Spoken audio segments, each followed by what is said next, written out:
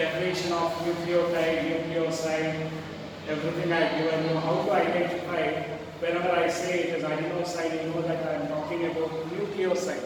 When I say adenine, I'm talking about nitrogenous base. Whenever I'm talking about adeninic acid, I'm talking about nucleotide. So I gave you that table to differentiate between all this.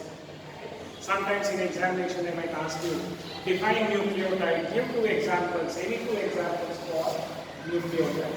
So that table will help you then to write it. Adeninic acid is also called as adenosine 5-phosphate, monophosphate. Okay. 5 is the position where the phosphate group is there. Now today's class we will focus on the structure of DNA, that is double helical structure of DNA. Simple thing that you have to remember is they are made up of 2 polynucleotides. Poly means many nucleotides which are anti-parallel. I have already told you about that. So this backbone of this polynucleotide chain, this backbone is made up of this sugar phosphate backbone. The backbone is sugar phosphate. So remember about that. The second point that you have to remember is the 2 chains are anti-parallel. One is from 5' to 3', another is from 3' to 5'. So they are anti-parallel strands. Then the next bases are bonded through hydrogen bonds. The bond that holds them up. Already you know about in every chapter of space equivalence, you will also have told you the amount of adenine is equal to the amount of thymine. Adenine always base pairs with thymine by what type of bonds? Hydrogen bonds. Number of bonds are 2 bonds. And thymine base pairs with adenine again with 2 hydrogen bonds. That is why I use the word vice versa. Whenever cytosine base pairs with guanine, it is triple bond. Guanine, if it base pairs with cytosine, it is going to be triple bond. That is what is the vice versa statement indicates. Okay? And you also should notice that the purine is going to base pair with the pyramidal. That is what is the next sentence that I have given. Purine always comes opposite to the pyramidal. So they are going to give a definite structure, stable chemical structure because of this possibility. So coiling in case of the DNA, very rare cases the coiling might be left-handed, but majority of the cases the DNA is showing right-handed coiling. It is right-hand fashion. Okay. So the pitch of the helix is 3.4 nanometer. But in earlier states we were using angstrom. Angstrom is 10 to the power of minus 10 meter. Nanometer antaga, so it would be 1 point lesser than that. It is 10 to the power of minus 9 meter. 1 nanometer. So pitch of the helix is 3.4 nanometer. And there are 10 base pairs in each coil. Each coil will be having 10 base pairs. Okay? So if you multiply that will be 334 part of it. So the distance between the 2 nucleotides is 0.34 nanometer. But if you are going to discuss about this in terms of angstrom, for every 10 base pairs, that is 34 angstrom, there is a repeat of base sequences. So every coil has 10 base pairs. Okay? Angstrom will here 34. Again now nanometer here 3.4 nanometer. And internucleotide distance, whenever you are talking in terms of nanometer, it is going to be 0.34 nanometer. But if you are going to talk internucleotide distance between 2 nucleotides, the distance between them, this distance between these 2 nucleotides, if you are talking about then in nanometer, it is 0.34. If it is in terms of angstrom, how much is it? 3.4 angstrom. So other length equal. So this is what is the major points that they have said, and the plane of one base pair stacks over the other in double helical structure. So it gives some stability to the structure doesn't collapse. The stacked one, they are stacked over one another apart from the hydrogen bonds. Now E diagonal you know that this I told you is the sugar phosphate backbone. I have given an open chain. The adenine again was in the adenine and guanine. Adenine base pairs with thymine, double bond. Guanine base pairs with cytosine with triple bond. Now this is nitrogenous bases we are talking about hydrogen bonds. Now this adenine in turn is attached to the sugar sugar. What is the sugar in DNA? Deoxyribose sugar. You can remember this is the sugar. And it is pentose. ಅದಕ್ಕೆ ನಾವು ಏನು ಮಾಡಿದ್ದೀವಿ ಸ್ಟ್ರಕ್ಚರ್ನ pentose ಅಂತ ಬರೆದಿದ್ದೀವಿ. ಇದನ್ನು ಬರಿಬೇಕಾಗುತ್ತೆ diagram ಕೇಳಿದಾಗ sugar pentose. In turn, this sugar is attached to the phosphate group. Okay. So this is 5 prime. This is 3 prime region. Dot dot here. It continues further. I've just showed you 2 parts. In your textbook 4 to 5 they have shown. Okay. What matters to you? This is an open chain structure. This is double helical structure. Open chain structure we know.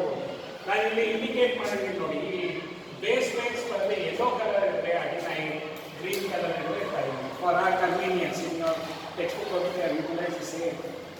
So here the orange color is guanine, white shade is cytosine. This is only for our convenience we are using. Okay.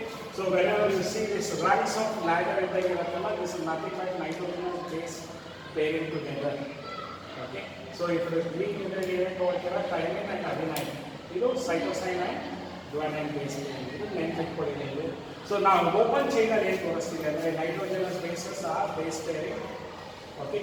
Each nitrogenous base is connected to a sugar and phosphate group. Okay. ಈಗ ನೀವು 3 prime ಅಲ್ಲಿ OH ಇರುತ್ತೆ. OH first starting ಅಲ್ಲಿ ಇರುತ್ತೆ. Hydroxyl part of it. Okay. So that is what you can notice in the 3 prime, whereas here it would be the H part of it, and they are attached to the phosphate group. P stands for the phosphate group. So again it continues with the next. Again phosphate group. Okay. Let's see that sugar. This sugar in turn is connected to the nitrogenous base guanine. Guanine is triple bond attached to the cytosine, and this cytosine in turn is attached to the sugar. So the bonding is there, sugar. Okay, sugar is attached to the CH2. That is the phosphate group that is attached to. So open chain ಅಲ್ಲಿ ನಿಮಗೆ ಅದನ್ನ ಈಸಿಯಾಗಿ ತೋರಿಸ್ತಾರೆ. How the bonds are, what are the types of bonds. So whenever they have asked this for your examination, you also have to write this diagrams, indicative diagrams with whatever labeling they are given. And also you should remember one of the important aspects of molecular biology is central dogma. Dogma ಅಂದರೆ unchanged principle. ಕೆಲವು ತತ್ವಗಳು change ಆಗಲ್ಲ. That we call it as unchanged principle.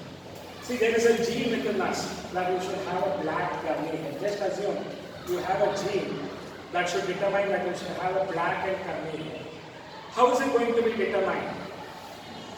That gene is there, that sequence is there in the DNA, but they cannot be directly depicted by our body. Our body cannot read it or understand it.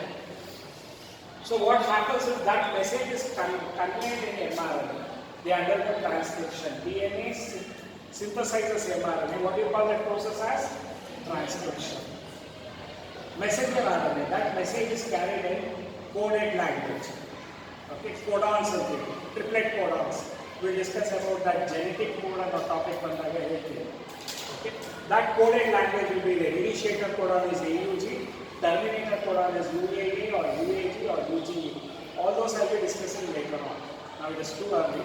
So mRNA, there is a coding sequence. That coding sequence is meant for you to have black color hair and with curly appearance. Okay, our coding sequence and message. This message cannot be directly read by our body. Our body can read it in the form of hormones or enzymes. For that, this mRNA anuvada. This is in coded language. This has to be decoded into proteins. So the synthesis of protein, we call it as biological translation or protein biosynthesis. Okay, they might use different terms, but it means the same. So that is how finally our message in the DNA is read by our body only in the form of proteins, functional proteins, which can be enzymes or hormones. Okay, so that is what it is that you have to understand about. So our genes are expressed in this way. DNA has that gene that, let us just assume it is tallness. Easier to learn. Tallness. Okay, maybe in a mycelium saccharine plant. So that tallness, how does the plant recognize? They undergo transcription within the plant itself. They are going to synthesize mRNA. That mRNA has a coding sequence for tallness. Coding sequence. This coding sequence cannot be read by the plant's code. It has to be converted into functional protein. The functional protein can be a hormone. Since here it is tallness, the hormone is growth hormone.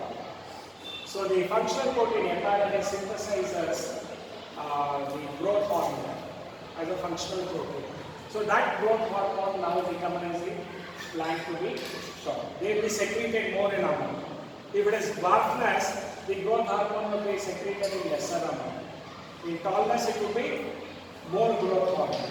That is how the character is depicted by the synthesis of proteins. So there is first autocatalytic function. DNA synthesizes another copy of DNA. What do we call it as? Replication. DNA has heterocatalytic function. They synthesize mRNA. Within that transcription. But can you viruses away? RNA is a genetic material. RNA synthesizes DNA. What do we call that as? Reverse transcription. RNA, if it is a genetic material and they synthesize DNA, we call it as reverse transcription. And such DNA synthesized by RNA, we call it as cDNA. Complementary DNA. cDNA. So these are all things that you should remember about whenever you are writing for structure of DNA or double helical structure of DNA, which was put forth by Waxel and Crick. The scientists Waxel and Crick, they put forth this double helical structure of DNA. Right?